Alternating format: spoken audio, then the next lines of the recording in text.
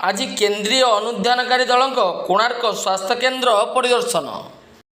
प्राप्त सूचना प्रकाश कि आज भारत सरकार स्वास्थ्य मंत्रालय एक 7 जणिया उच्च क्षमता संपन्न अधिकारी पुरी जिला गोप गोष्ठी स्वास्थ्य केन्द्र समेत यह अधीन थिबा कोणार्क प्राथमिक स्वास्थ्य केन्द्र, नागपुर प्राथमिक स्वास्थ्य केन्द्र, खड़ीस उपस्वास्थ्य केन्द्र और कुंडीस उपस्वास्थ्य केन्द्र प्रभृति परिदर्शन करिसेंती।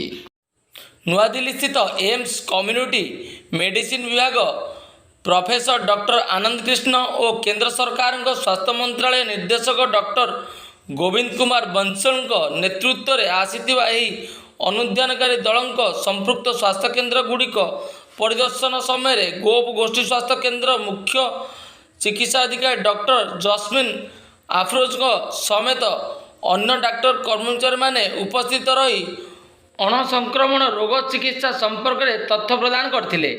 एथिसह अनुधानकारी दल चिकित्सालय परिसर स्वच्छता, निरामय, दंत विभाग, स्त्री और प्रसूति विभाग, निदान, अंत विभाग, औषध भंडार, आयुष विभाग और श्रद्धा क्लिनिक प्रभृति अनुधान करी खुशी व्यक्त करथिले। उत्तम गुणात्मक स्वास्थ्य सेवा उपलब्ध थिबारु गोप गोष्ठी स्वास्थ्य केन्द्र को प्रत्यह शह शह रोगी निर्भर करथिबा संपर्कित सरकारी दस्तावेज यही परिदर्शन दल प्रतिनिधि मंडली देखिथिले।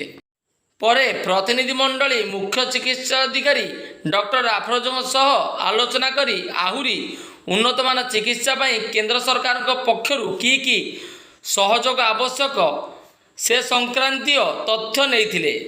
गोष्ठी स्वास्थ्य केन्द्र को ईसीजी एवं अल्ट्रासाउंड यंत्र जोगाई देवाकू केंद्रीय दल जिला मुख्य चिकित्सा अधिकारी को परामर्श देइथिबा प्राप्त खबर प्रकाश।